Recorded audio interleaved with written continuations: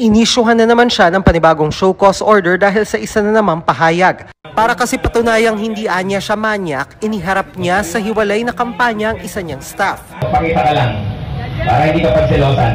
Yan. Yan ho ang staff na... Kahit ano ba isura mo nung nakaraang 15 taon? Kaya? Hindi. Nataba ka na. Ang puto! Nanunulo ko. Ano ba ang magiging staff ng manyak? Di ba? Pagkatapos ay binanggit naman ang edad ng isa pa niyang staff. 59 years old. Dio. Pagdating mo sa babae, malinaw po. Ang babae ay nire-respeto at minamahal.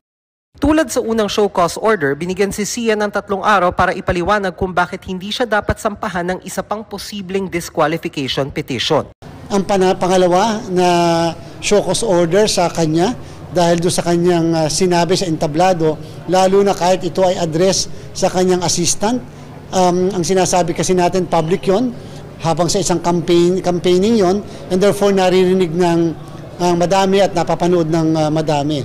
May sagot man o wala, ngayong linggo ay dedesisyonan ng Task Force Safe ng COMELEC kung dapat siyang kasuhan ng disqualification. May mga tao talaga na hindi nagsumasagot because sa palagay nila pag sumagot baka sila ma-prejudice ng sagot nila o kaya maging ma-invoke yung right against self-incrimination. It may be taken against him only as far as it will be considered as a waiver of his right to explain his side. Kung matuloy sa disqualification case, sunod na pag-aaralan kung may sapat ding basihan para sa hiwalay na reklamong paglabag sa Omnibus Election Code. We are going to resolve the disqualification cases prior to the conduct of the election.